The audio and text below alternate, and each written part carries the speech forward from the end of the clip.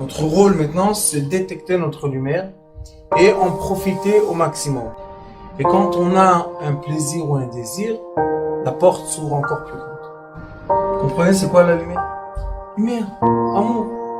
C'est pas important qui tu es, où tu es, comment tu es. Dieu t'aime. למען אחי ורעי דברנה שלום בך, למען בית אדוני אלוהינו אבקשה טוב לך. On est très heureux de se retrouver encore une fois sur la chaîne YouTube Sitrei Chaim. Abonnez-vous si ça vous plaît. Comme ça, vous pouvez vous attacher au savoir divin, réel, vrai, à la continuation infinie, de l'infini au fini et du fini à l'infini. Cela veut dire que l'être humain est à l'image des cieux, et c'est pour cela que nous avons une partie en nous infinie, et de l'autre côté, on est fait de la terre. On ressemble dans notre physique à tous les mammifères. Donc, l'être humain est le fil conducteur qui doit relier et remettre en accord et en lumière tout ce qui est infini, qui se concrétise en fini en matière, et de la matière remonter la vapeur de la lumière qui était encapsulée dans la matière. C'est le but de la vie, et c'est pour cela que beaucoup de fois nous avons l'envie, qu'on soit pratiquant ou pas, on a l'envie de prier, on a l'envie de parler, on a l'envie d'être connecté. À quoi? Si on n'est rien que de la matière, pourquoi on a une envie spirituelle? Et si on est juste du spirituel, pourquoi on est obligé de vivre dans la matière? La réponse est qu'on n'est ni de la matière seul et ni du spirituel seul. Nous sommes l'ensemble, nous sommes l'union de la matière et du spirituel. Et c'est pour cela qu'on a tous, hommes, femmes, pratiquants, non pratiquants, juifs, non juifs, on a tous l'envie, le désir de profiter avec notre corps matérialisé et avec la matière qui nous entoure et avoir un plaisir spirituel de tout cela. Et c'est une raison qu'on a été créé avec le manque, et le manque fait qu'on a le désir de remplir ce qui nous manque. Mais avant qu'on ait la matière qui remplit nos désirs, nos envies, on a la prière interne, on a le vœu, on demande des choses et après on les a. Dès qu'on a eu ce qu'on veut, ça ne nous intéresse plus, on s'habitue et hop, encore une fois, on a une autre couche de manque et encore une autre couche d'envie et encore une couche de prière, et comme ça, toute la vie se déroule de cette façon. Pourquoi? Parce que à la longueur de notre vie, on s'attache aux lumières qui nous appartiennent à nous seuls dans la matière et on les renvoie vers l'univers, vers les lumières de l'infini, de lesquelles ils sont sortis et ils se sont concrétisés dans le monde fini, dans le monde de la matière. Donc le Baal Shem Tov HaKadosh nous dit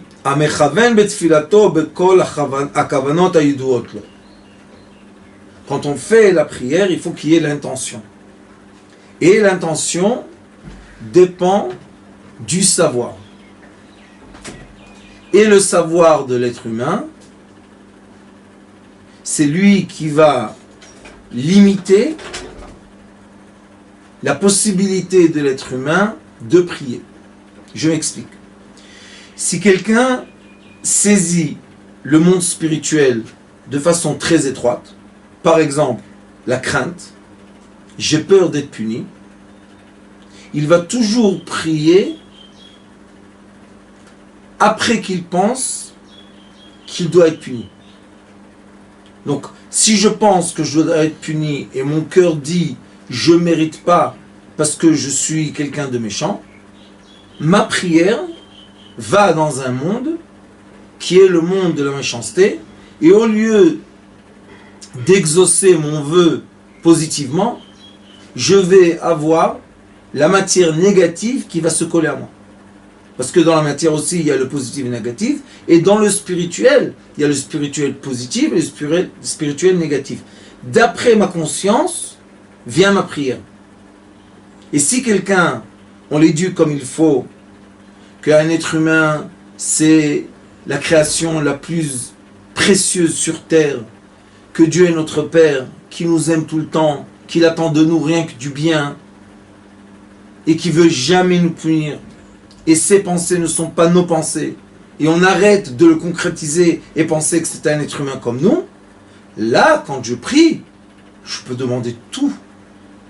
Il n'y a aucun fin.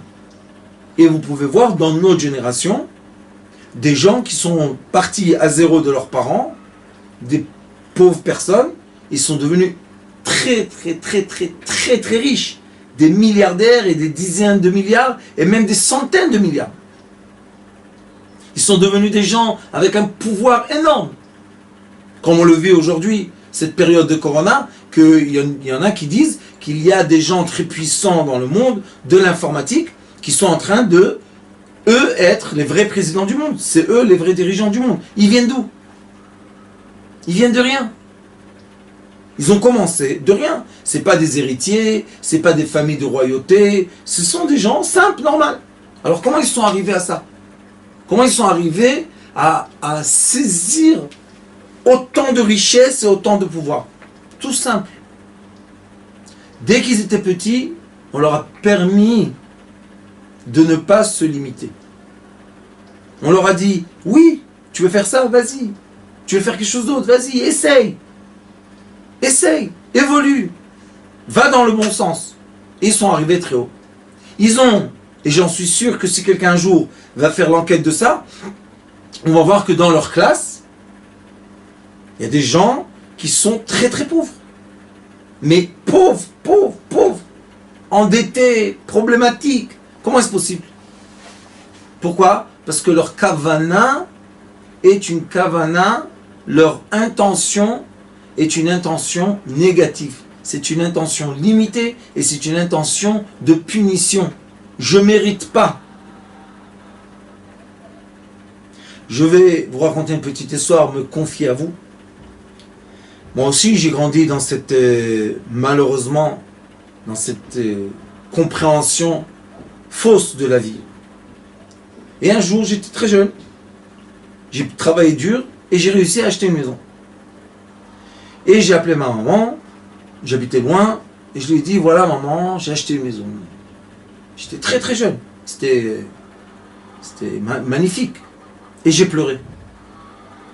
Je lui ai dit, comment moi, j'ai une maison, j'ai mérité, j'ai eu, merci, et mes frères et sœurs n'ont pas de maison. Et j'ai vraiment pleuré.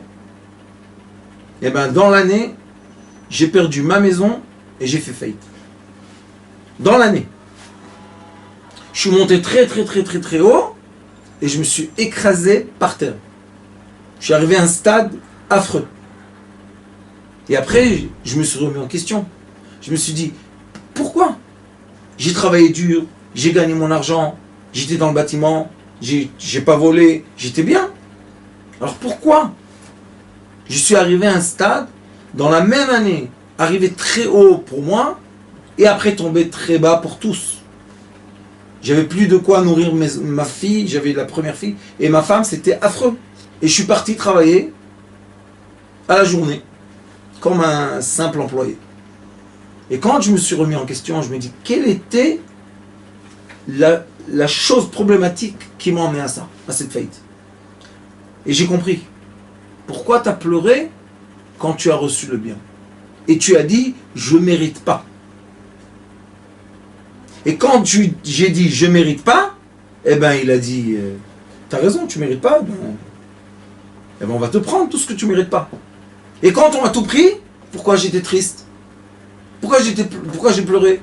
Pourquoi j'ai dit, où est le shefa? Où est l'abondance? Parce que c'est nous. Il est écrit dans le Talmud, dans la Mishnah, Maasecha ekarvucha, maasecha erachkucha. Toi, tes propres actions, et l'action est le résultat de la parole, et la parole est le résultat de la pensée, donc la kavana.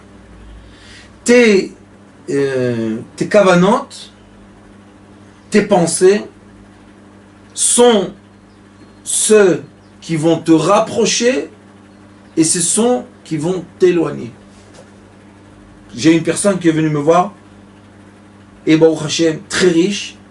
Le pauvre est rentré dans un cauchemar, dans une imagination. Il est envoûté complètement par une imagination fausse. Et il n'arrête pas de dire, Dieu, je veux mourir. Dieu, tue-moi. Je ne peux pas vivre ça. Mon orgueil ne me permet pas de vivre ce que je vis. Et ce monsieur, tout doucement, devient malade. Et je lui ai dit, tu n'es pas malade. Tu te fais malade. Il dit, je ne veux pas être malade, je veux mourir. Je dis, pourquoi tu veux mourir? Tu as une femme, tu as 2 enfants, c'est très riche, tu as beaucoup d'argent, tu as tes voitures, tout ce que rêve une personne normale, tu as. Il a dit, oui, mais je n'ai pas moi.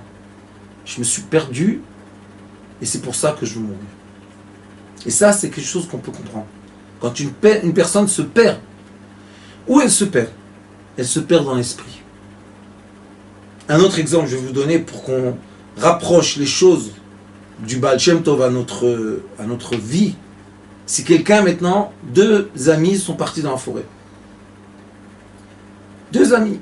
Il y en a un qui pense, et il a été éduqué toujours dans tu es pas bien, punis-toi, tu es pas bien, punis-toi. Et l'autre a été éduqué, tout va bien, toujours tu vas t'en sortir, il y a l'espoir, t'inquiète pas, tu es fort. Et ils sont 2 amis. Ils sont partis dans la forêt, et à un moment, ils n'ont pas fait attention, et ils se sont séparés, ils ne se trouvent plus. Maintenant, il y en a un qui a l'espoir, et il y en a un qui a la pensée négative d'être puni. Et maintenant, ils cherchent leur chemin. Ils veulent retrouver la route. Ils veulent retourner chez eux à la maison. Sans être un grand génie, je vous dis, que celui qui a l'espoir va s'en sortir, et celui qui pense qu'il doit être puni va se tuer tout seul. Pas se suicider. Il va tout simplement être désespéré. Et je veux vous dire que cette génération, les 9 mois que le monde est en train de vivre de cette idiotie qui s'appelle Corona, c'est de la bêtise. Le monde, ça fait depuis la Deuxième Guerre mondiale, qui est tout le temps en train de se punir et de se mettre en phase négative et en phase de guerre. Regardez depuis la Deuxième Guerre mondiale, combien de guerres, combien de gens sont morts après la Deuxième Guerre mondiale. Ils n'ont pas compris?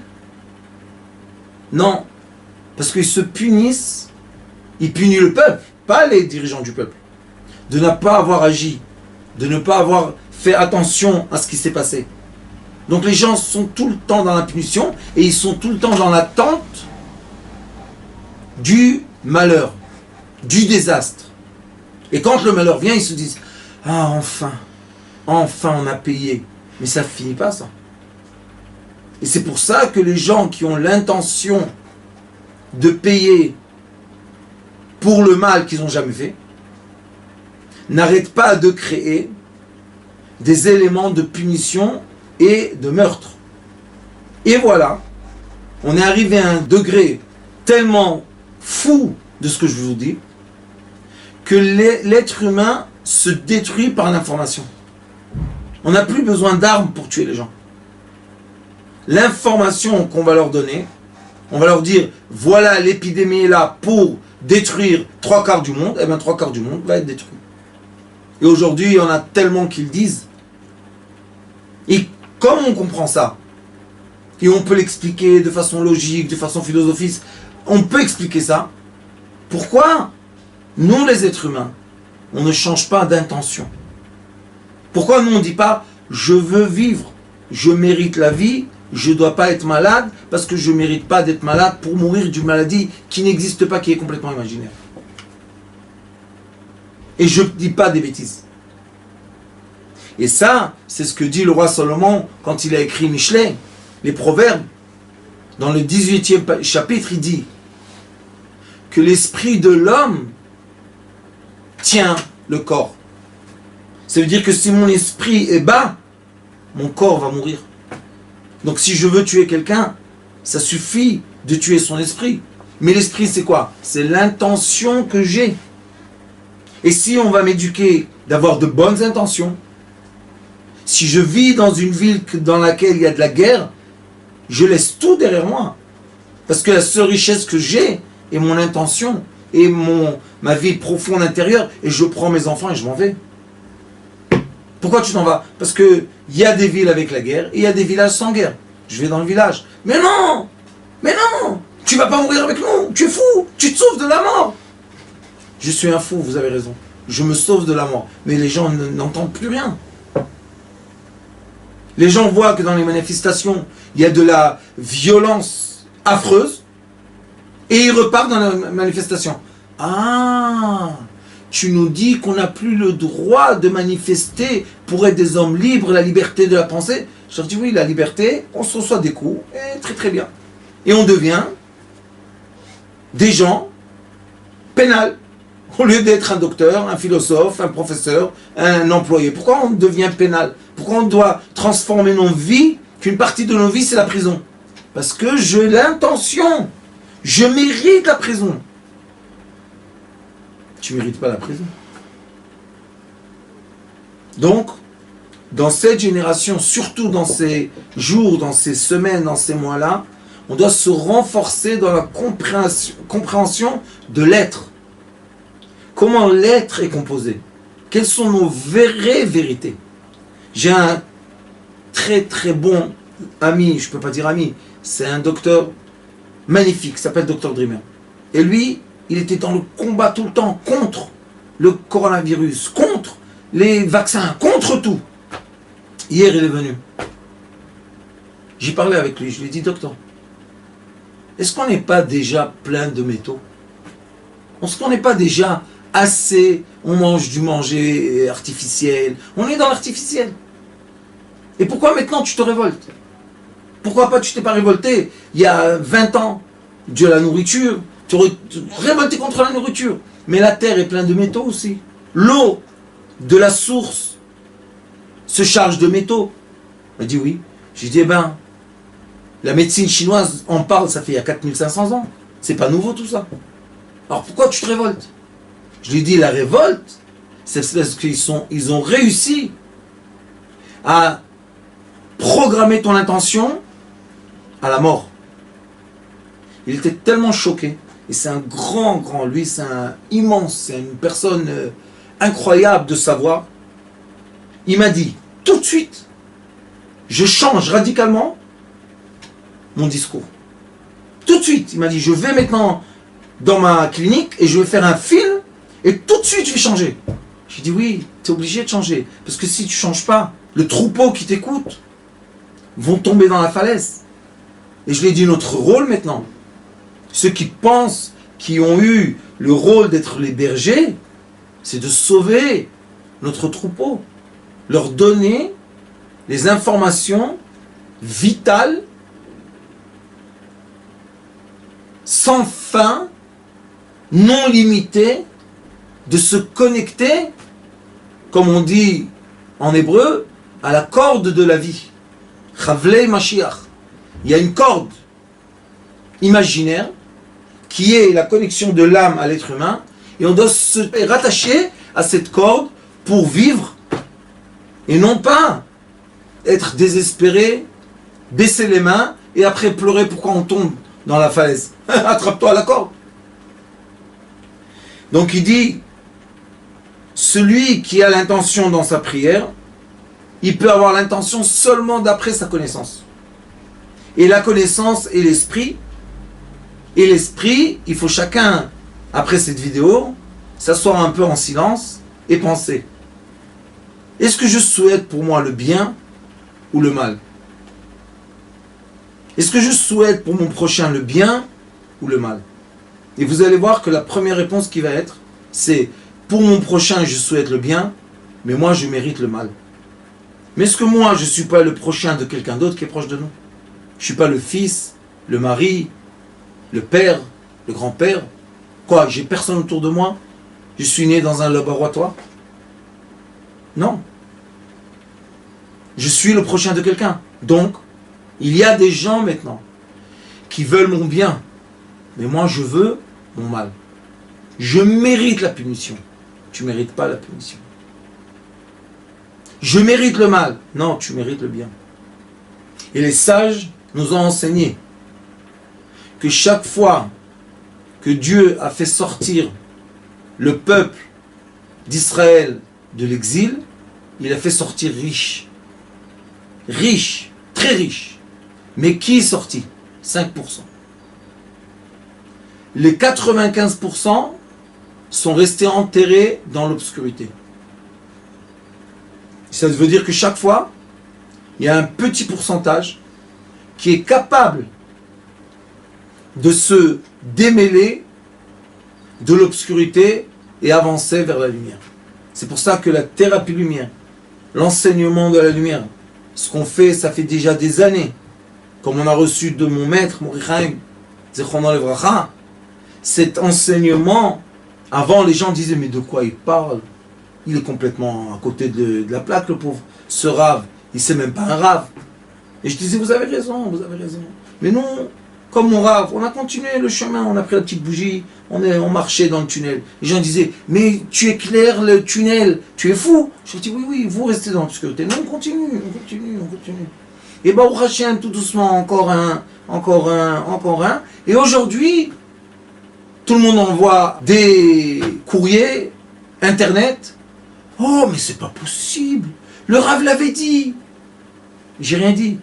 J'éclaire, pas moi. Notre intention, l'éducation que j'ai reçue de mon Rav, c'est une éducation de lumière. C'est une éducation de donner aux autres le bien. Leur permettre à s'attacher au bonheur, au plaisir, à la joie. Et après on dit, mais c'est pas ce qu'on étudie partout là, mais ça va pas. Je leur dis oui, mais laissez ce qu'on étudie. Lisez les livres vous-même. C'est quoi Shabbat? C'est quoi le jour du repos? C'est le jour du plaisir et du repos. C'est pas le jour du repos. C'est le jour du plaisir et du repos. Et comment le plaisir? La nourriture, le sommeil et la réflexion. C'est ça le vrai plaisir. Ça veut dire qu'on commence par quoi? Par la nourriture. Et après, le sommeil, c'est quoi? C'est le corps physique et le détachement spirituel. Le rêve, c'est spirituel. Et c'est quoi la réflexion? C'est dans le monde spirituel. Donc vous voyez que le Shabbat, c'est l'aligner et continuer du bien. Alors il continue, il dit Eino mechaven rakotan hayeduot lo, אבל כשאומר הטבע בהתקשרות גדול, נכלל בכל הטבע, כל הכוונות מעצמן ומעליהן. Magnifique, les paroles du Baal Shem Tov. Il dit que quand tu dis la prière, les mots de la prière sont chargés de ton intention. Quelle intention? Il dit qu'il y a l'intention éveillée et il y a le subconscient. Ça veut dire que j'ai l'intention que j'ai qui est cachée derrière mon cerveau. Et elle, c'est elle qui monte. Pourquoi? Parce qu'elle, elle est dedans. Elle passe dans le tuyau, dans la mèche qui va arriver au feu. Donc, l'être humain, l'éducation qu'il a eue, les films qu'il voit, la programmation de son cerveau, c'est elle qui va créer l'intention éveillée et l'intention qui est cachée. Et il dit, Nichlal bechol hateiva, chaque fois que tu sors un mot de ta bouche, kol hakavanot atzman ume'elen. Et ça, on étudie, quand on étudie le discours diplomatique, le discours dans les affaires, le discours quand on est professeur, on dit ce que va entendre ton élève ne sont pas les mots et la traduction verbale, mais l'intention que tu avais quand tu as parlé. Il y a une histoire dans le Talmud magnifique d'un élève qui est parti dans un cours de moralité. Top. Il étudie le cours, il entend de le Rav, c'est très bien. Et quand il sort du cours, il a l'envie de voler. Mais vraiment, il est attiré par le vol. Il se dit, mais je suis complètement fou. Je viens d'entendre un cours de moralité très très beau, très très... Comment j'ai envie de voler? Top. Il va à la maison, il s'empêche, il se retient. Après quelques jours, il va dans un cours simple de halachot, les commandements simples. Tu dois faire ça, fais comme ça, fais comme ça, fais comme ça.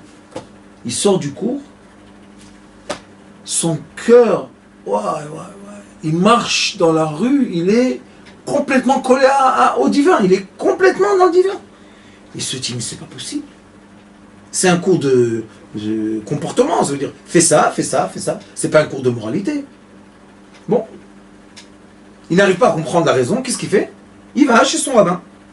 Il dit, mon Rav, écoute, j'ai été entendre un cours de moralité, je suis sorti un voleur.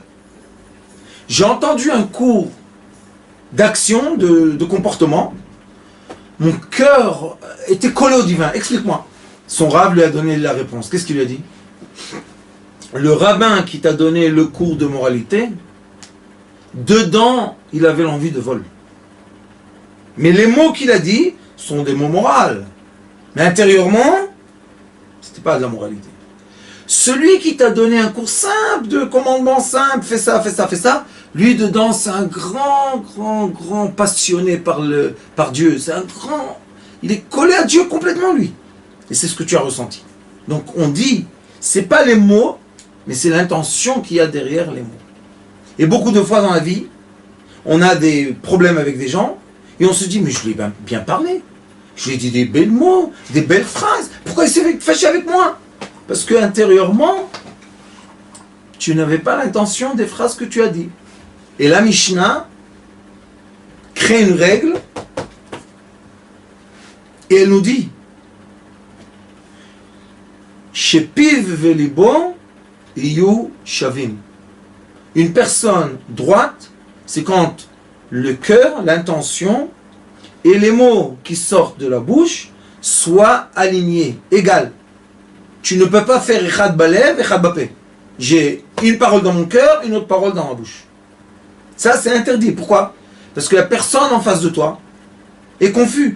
D'un côté, la logique entend une phrase et comprend verbalement ce qui a été dit, mais d'un autre côté, l'intention capte ton intention inverse à la phrase que tu as dit, et là, la personne est révoltée. Pourquoi? Parce que mon cher élève Brian m'a enseigné qu'il y a l'absurde et la révolte. Quand est-ce que c'est absurde? Comme aujourd'hui, dans le moment de Corona. L'absurde est qu'on entend d'un côté le docteur, le monsieur du laboratoire, les gens intellectuels parler du Corona et limiter le problème. Et d'un autre côté, on entend des philosophes, des politiciens, des journalistes nous dire exactement l'inverse. Donc il y a l'absurde. On ne comprend pas. Ce n'est plus logique. Ce qu'on vit n'est pas logique. Une épidémie que seulement 1 promille de pourcent est endommagé de cette maladie, c'est pas une épidémie, c'est même pas une grippe. Alors comment le monde entier est rentré dans le confinement? Les économies perdent le sens, les gens simples perdent tout leur argent parce qu'ils doivent se nourrir pendant ces 9 mois de confinement et de n'importe quoi, et ça s'ouvre et ça se ferme, personne ne sait pourquoi et comment, les pays deviennent rouges, verts, personne ne sait pourquoi. L'interdiction de voyager, c'est l'absurde. C'est absurde. On n'arrive pas à voir une vérité continue. Et c'est pour ça qu'il y a la révolte. Mais nous, on sait que l'absurde, c'est parce qu'on a permis à notre conscient d'avaler des choses qui sont insensées. C'est vrai qu'il y a les lois et on doit être des gens qui respectent les lois, mais dans l'intérieur, on doit être raisonnable. On doit comprendre de façon raisonnable les choses. Et si ce n'est plus raisonnable, eh bien il faut savoir qu'on est dans une période de l'humanité qui a une épidémie maintenant de la pensée, une épidémie technologique.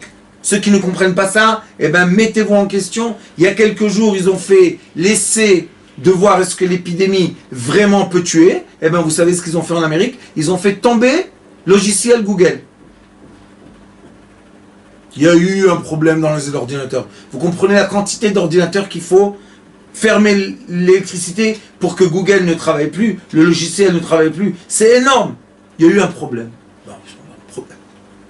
Et bien des compagnies entières ont tout perdu. Parce qu'ils avaient toutes les informations dans le logiciel, dans le nuage. Ils avaient tous les emails sur Google, Gmail. Ils avaient tout. Et quand ils ont remis l'électricité, tout s'est effacé. Tout a été effacé. Oh, quel malheur!